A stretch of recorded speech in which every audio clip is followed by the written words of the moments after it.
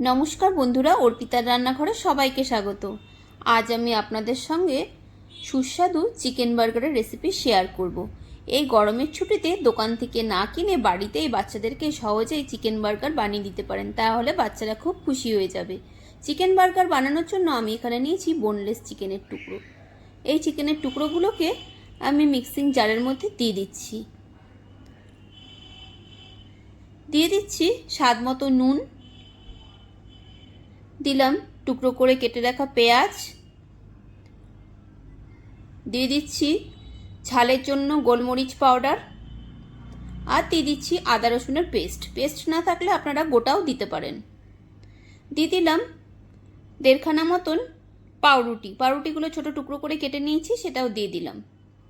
এবার ভালোভাবে ঘুরিয়ে মিহি একটা পেস্ট তৈরি করে নিয়েছি। এখানে বাটিতে দুটো ডিম ফাটিয়ে নিয়েছি, দিয়ে দিলাম স্বাদ মতো নুন, দিয়ে দিচ্ছি কিছুটা গোলমরিচ পাউডার, ভালোভাবে মিশিয়ে নেব। এভাবে বার্গার তৈরি করলে খেতেও সুস্বাদু হবে আর খুব সহজেই কিন্তু বাড়িতে বানানো হয়ে যাবে।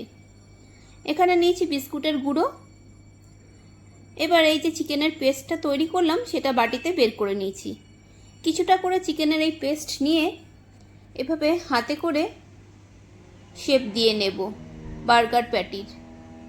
এবার এই প্যাটিটাকে নিয়ে প্রথমে ডিমের গোলায় ডোবাবো, তারপর বিস্কুটের গুঁড়োর মধ্যে কোটিং করে নেব। আমি প্যাটিগুলোকে ডাবল কোটিং করব, তাই জন্য আরেকবার আবারও ডিমের গোলার মধ্যে ডুবিয়ে নেব। আপনারা চাইলে সিঙ্গেল কোটও করতে পারেন। আবার আরেকবার বিস্কুটের গুঁড়োর মধ্যে মাখিয়ে নেব।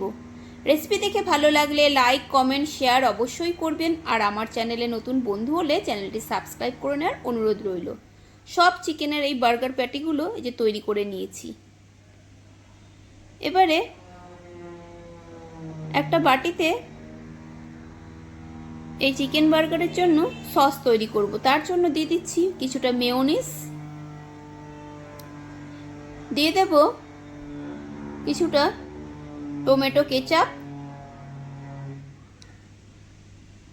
আর দিয়ে দেব কিছুটা রেড চিলি সস। ভালোভাবে একটা চামচের সাহায্যে মিশিয়ে নেব। আপনারা কে কোথা থেকে আমার এই ভিডিও দেখছেন অবশ্যই আমাকে কমেন্ট করে জানাবেন, তাহলে আমারও ভালো লাগবে। ভালোভাবে মিশিয়ে নিয়েছি। এবারে বার্গারের প্যাটিগুলো ভাজার জন্য একটা ফ্রাইং প্যান ওভেনে বসিয়ে দিয়েছি। দিয়ে দিলাম কিছুটা সাদা তেল।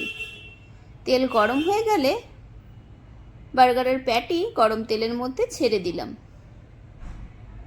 মিডিয়াম আঁচে উল্টে পাল্টে প্যাটিগুলোকে প্রথমে ভেজে নিতে হবে।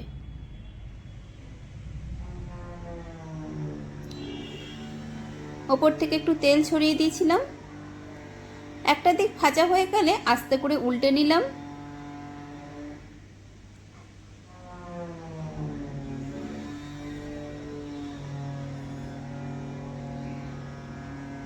এভাবে সবগুলো প্যাটি আগে ভেজে নেব।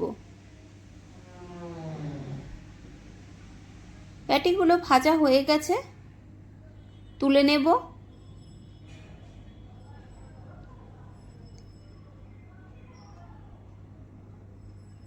এখানে নিয়েছি আমি বার্গার ব্রেডটাকে হাফ করে কেটে নিয়েছি। এবার যেই সসটা তৈরি করলাম সেখান থেকে কিছুটা করে সস নিয়ে এই ব্রেডের মধ্যে লাগিয়ে নিতে হবে।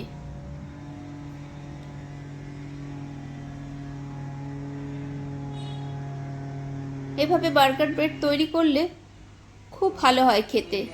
দোকানের থেকে কিন্তু কোনো অংশেই কম হবে না, আর বানানো খুব সহজ। ভালোভাবে ব্রেডগুলোর মধ্যে সসটাকে লাগিয়ে নিলাম। এবারে যেই প্যাটিটা রেডি করলাম সেটা দিয়ে দিলাম।